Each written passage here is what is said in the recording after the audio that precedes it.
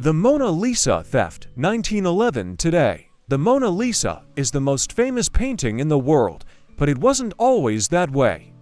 In 1911, an Italian handyman named Vincenzo Peruggia walked into the Louvre Museum in Paris, waited for the room to be empty, took the painting off the wall, and walked out with it under his coat. He kept the masterpiece in his apartment for 2 years. He wasn't a master criminal. He simply believed the painting belonged in Italy. He was only caught when he tried to sell it to an art gallery in Florence. The theft made the Mona Lisa a global sensation, proving that sometimes the simplest plan is the most effective. The Great Train Robbery, 1963. This is one of the most famous crimes in British history. A gang of 15 men, led by Bruce Reynolds, intercepted a Royal Mail train heading from Glasgow to London. They used a fake signal to stop the train in the middle of the night. Without using a single gun, they overpowered the staff and stole £2.6 million, worth about £60 million today. Most of the gang was eventually caught, but the story of their precision and the scale of the robbery became legendary. One member, Ronnie Biggs, famously escaped from prison and lived as a fugitive for 36 years. The Lufthansa heist, 1978. If you've seen the movie Goodfellas, you know this story. At JFK Airport in New York, a crew connected to the Lucas crime family pulled off the largest cash robbery on U.S. soil at the time. They broke into the Lufthansa cargo terminal and stole nearly $6 million in cash and jewelry. The heist was perfectly timed, but the aftermath was bloody.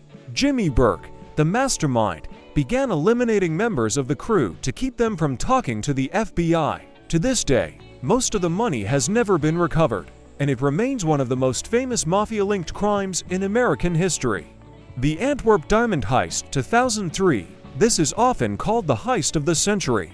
A group of Italian thieves, led by Leonardo Notarbartolo, broke into the Antwerp Diamond Center in Belgium, one of the most secure vaults in the world. The vault was protected by infrared sensors, a magnetic seal, and a lock with 100 million possible combinations. The gang spent 2 years planning.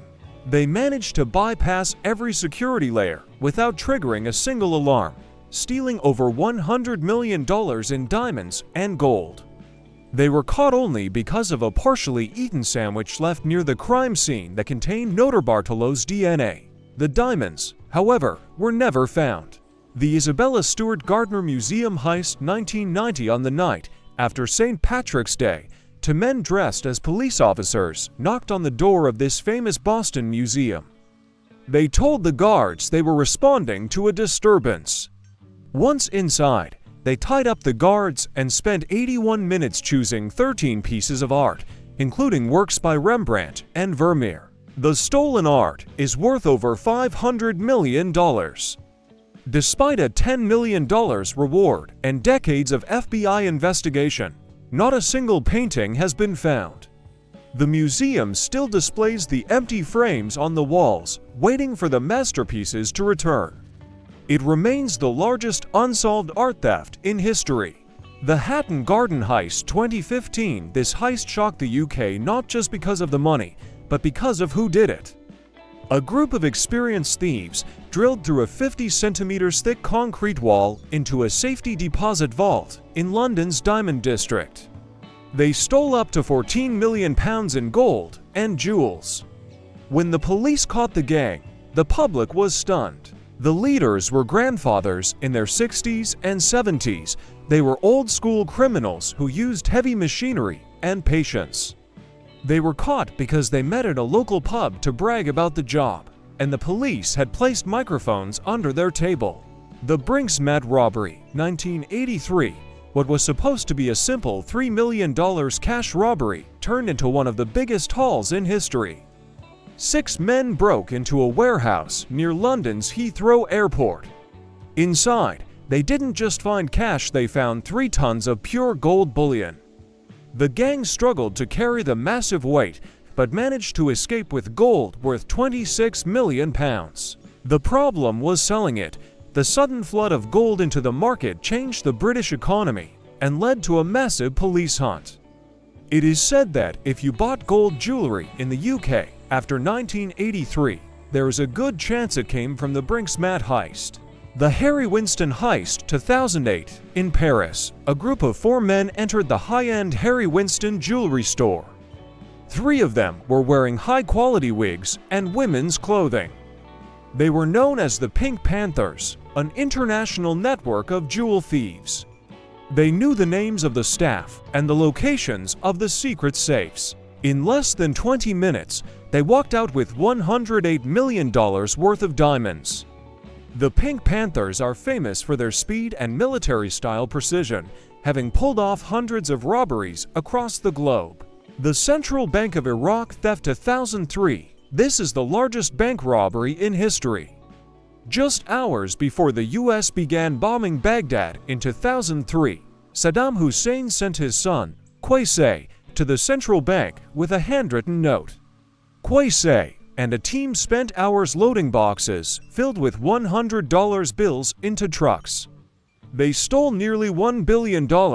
After the fall of the regime, U.S. soldiers found about $650 million hidden in the walls of one of Saddam's palaces, but the remaining $350 million vanished and has never been accounted for. The Securitas Depot robbery, 2006. This was a highly organized and violent crime in the UK. The gang kidnapped the manager of the Securitas Depot and his family, threatening them to gain entry to the building. Once inside, they tied up 14 staff members and loaded £53 million in cash into a truck. It was the largest cash robbery in British history. The haul was so large that the gang had to leave behind another £150 million because they didn't have enough room in their vehicle. Most of the conspirators were caught, but tens of millions of pounds remain missing. The Baker Street Robbery, 1971, known as the walkie-talkie bank job. This heist involved a gang tunneling 40 feet from a nearby shop into the floor of a Lloyd's bank vault in London. They used explosives to break through the final layer of concrete. The incredible part: an amateur radio operator accidentally picked up the gang's walkie-talkie conversations as they were talking to their lookout on the roof. He called the police, who searched over 700 banks while the robbery was still happening, but they couldn't find the right one in time. The gang escaped with £3 million, and many believe the heist was covered up to protect high-ranking officials whose secrets were in the safety boxes. The Dunbar Armored Heist, 1997. This was the largest cash robbery in U.S. history. The mastermind was Alan Pace, who worked as a regional safety inspector for Dunbar Armored. He used his internal knowledge to time the cameras and avoid the sensors. He recruited 5 childhood friends, and they attacked the guards during their lunch break. They stole $18.9 million in cash. They almost got away with it, but one member made a mistake. He gave a friend a stack of cash still wrapped in the original bank bands. That friend went to the police, and the entire gang was eventually arrested.